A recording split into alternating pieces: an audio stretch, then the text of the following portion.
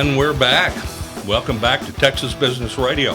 I'm Jay Curry, your host, and today we have a replacement for Mr. Matt Register.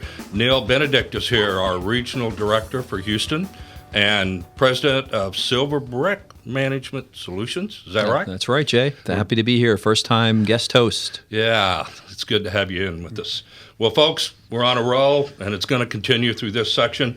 I got to tell you that you don't need to take any notes. Just put your pencils down and enjoy the show. You can go to texasbusinessradio.com at any time in the next week and hear the program.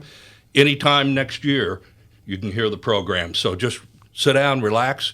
We're in for a fun time, okay? If you want to call in, we have a telephone number for you.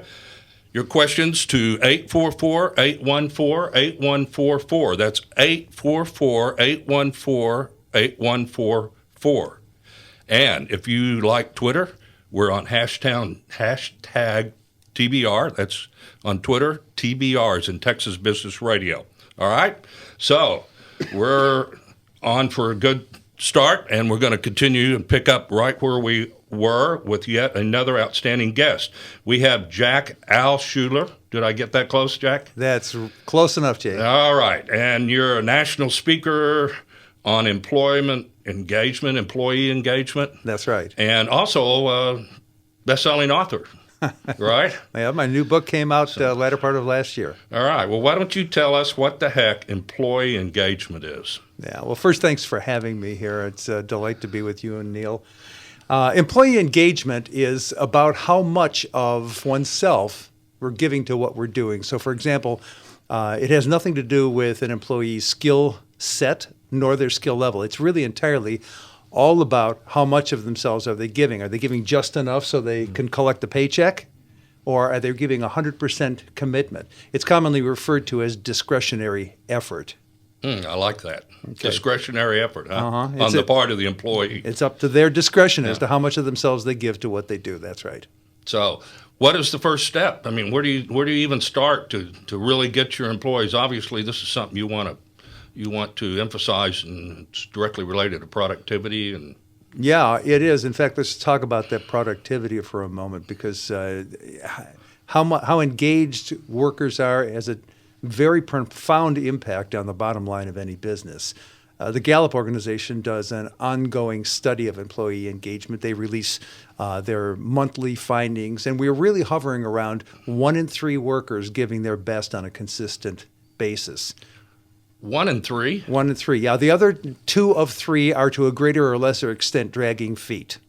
Wow. And it's really expensive when people do that. In their work, Gallup has found that we're losing $500 billion a year in productivity because people aren't giving their best. And for your listeners, for example, if they're running a business, running a department, some piece of that $500 billion is theirs. Wow.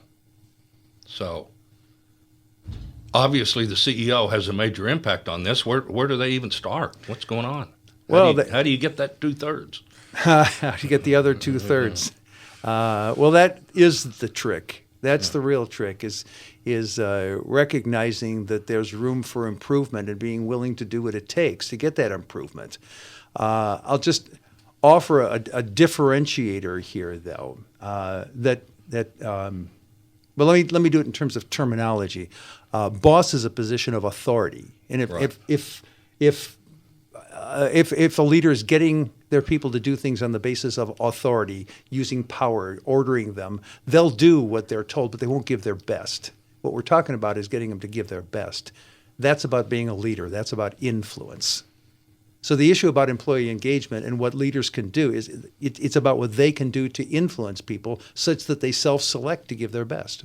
Okay. So specifically, what does a boss, I guess this is a CEO, but also the next level down, supervisor, what do they have to do to really get their employees engaged into the business? Yeah. The overriding issue is delivering the "I care about you" message. Towers Watson does a global employee engagement study every year, and year after year after year, the message is the same. It's the "my boss cares about me." Mm-hmm. In terms of human relationships, caring is the kind of thing that is nearly always reciprocated. So if you care about me, I'm likely to care about you. And in a leader-follower relationship, the way that translates is, boss, you care about me, so I care about you. And here's the actionable part. The last thing I'd ever want to do is to let you down. I'll do whatever it takes. And as I say, Towers Watson does this study year after year, and what they find is that's the biggest driver of employee engagement. So in answer to your question, what can leaders do? What can a CEO do? Well, stop letting people feel like they're being taken for granted, and in an appropriate way, let them know you care about them. And there's some specific things that they can do to get that message across.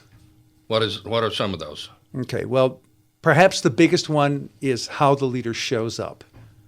Are they fully present with people? I mean, I get that I've been a CEO, and I get that there are lots of things tugging at the sleeve of a CEO. But consistently, when I find out about CEOs who are truly effective, who are great leaders for people such that they become great followers, what I hear is that person was with me when he or she was with me, fully present.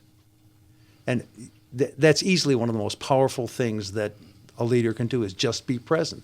So set aside the other things when you're having a conversation with people. When you come to me and you want to have a conversation with me, you want to tell me something, what you really want is for me to be fully present, to really listen. That's one of the ways this I'm right here with you when I'm with you plays out, is by listening. So if something actionable, listen to people when they're talking to you.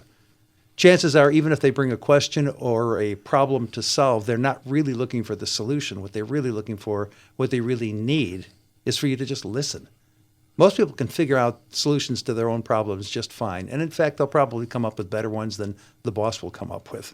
This has got to be applicable at all sizes of companies. But what if you're a larger company, you got hundreds of employees, you can't listen to all of them?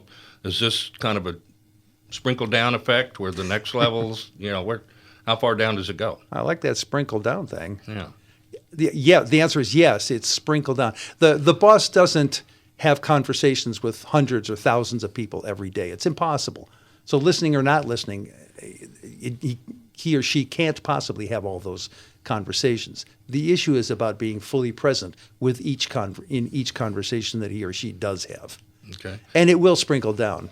And if it's all right, I'll just give you a little piece of why that is.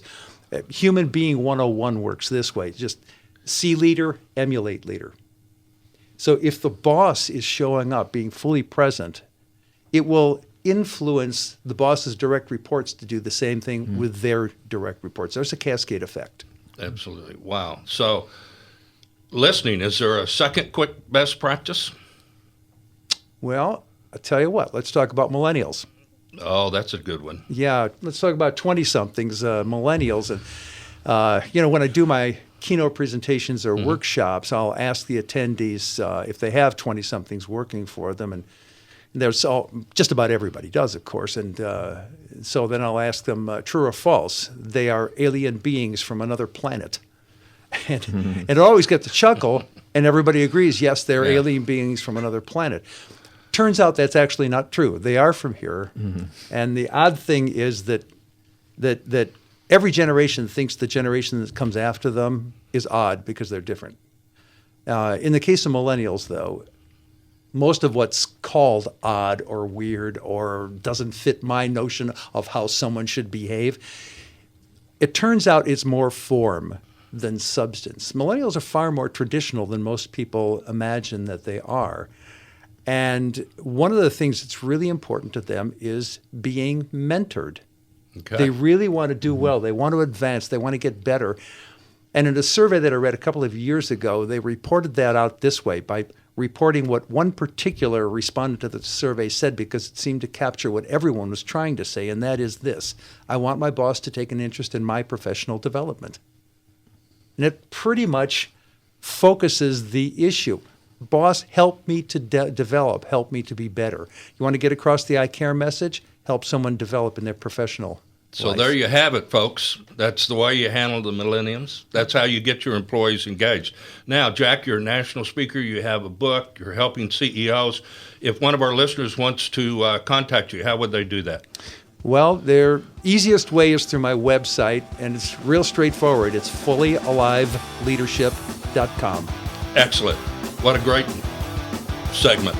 Folks, we're going to be right back. We got to stop, pay a couple bills, but don't go away. And be sure to check us out at texasbusinessradio.com. We'll be right back.